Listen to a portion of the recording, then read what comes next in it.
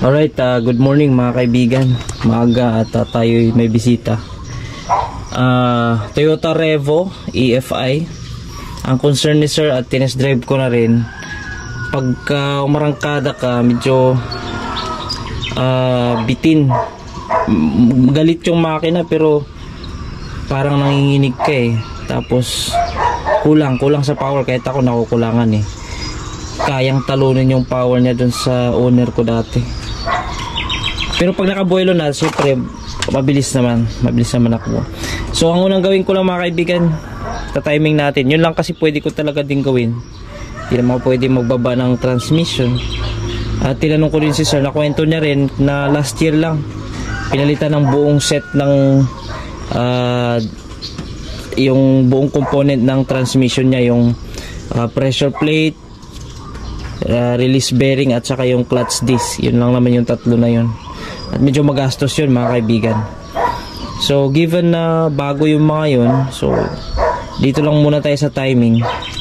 So ang gagawin ko, magsi-circuit tayo dito kasi according dito sa wala yung manual niya, tinanggal na yung ano dito, may sticker dito eh. So may si-circuit tayo. Ayan mga kapatid, bago tayo mag-start doon sa ignition timing, isi-short muna natin dito sa ating diagnostic board, o ano mang tawag nito. Ayan, diagnosis. Isi-short natin yung, nandyan naman yung mga codes, mababasa rin natin yung E1 at saka TE1. Ito yun, ito yung E1 yan, tapos yung isa TE1. Ayan, huwag kayong matakot kasi pagka sinort natin yan, may papakita yung check engine sa dashboard pag nag-on kayo. Pero yan kasi yung based dun sa ating specification pag nagtuno tayo ng Revo EFI. Ayan, naka-short na yan. Tapos yung ignition timing nito is 5 degrees before top dead center. Yun yung sundin natin pag Toyota Revo. Yan o, magbe-blink yung ano. Normal yan kasi nag-circuit tayo. Start to check. Opo.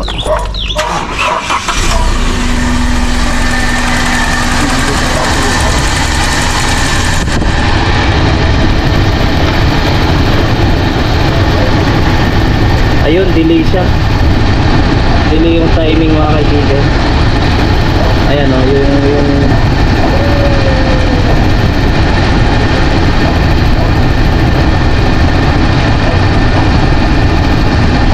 okay, delay yung timing. Gawin natin 5 degrees before top dead center. Isa rin yan na ano, na cause. So gawin natin 5 degrees before top dead center. Delay rin kasi, delay rin. Sulugan lang muna natin dito. Okay.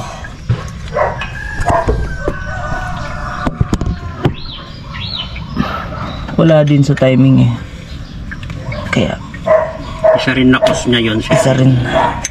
Ang layo sa timing. Ano siya eh, nag-negative 5 siya eh.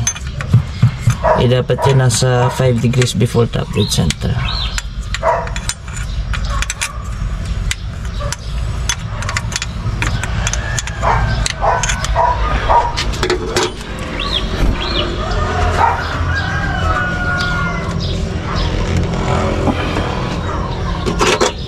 Higpit.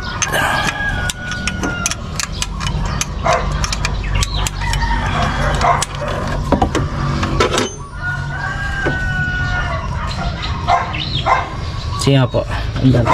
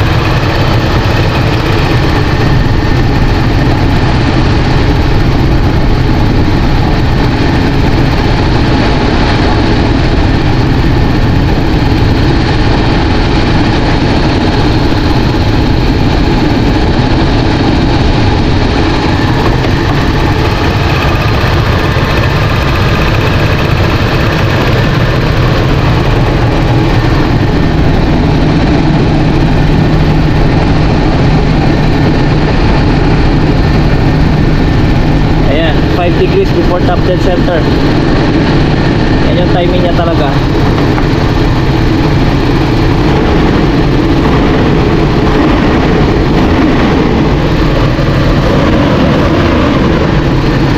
Ayan sir, oh. Tumapat yan sa 5 degrees. Gitna ng 10 at saka 0. 5 degrees before top dead center. Nag-circuit tayo dyan, nag-circuit. Ikitan ko na. Sige sir, patayin nyo na po.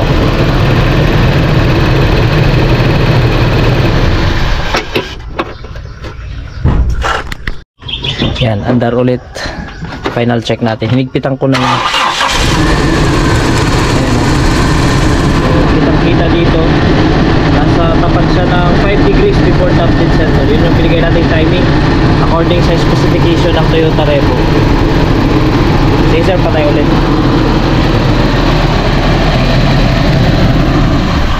Then after nating mag-timing, tanggalin na natin to. Ayan. Yung pinang circuit natin, tapos takpan natin. Dapat mawala na yung check engine light kapag i-on yung susi. Sige po, i-on nyo nga po yung susi kung nawala. Ayan, wala, hindi na nagbi-blink. Ayan.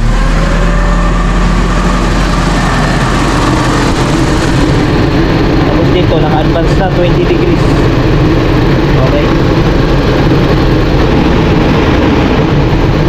Paparil nga po. Ayan, ganyan lang.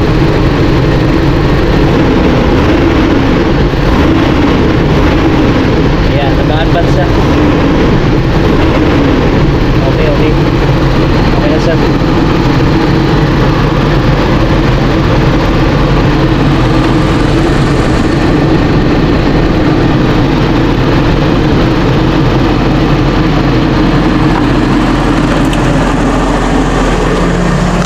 Pagkatapos nating matuno yan mga kaibigan ay gumanda naman yung hatak. Sinet natin yan sa 5 degrees before top dead center na naka-circuit yung dun sa diagnosis.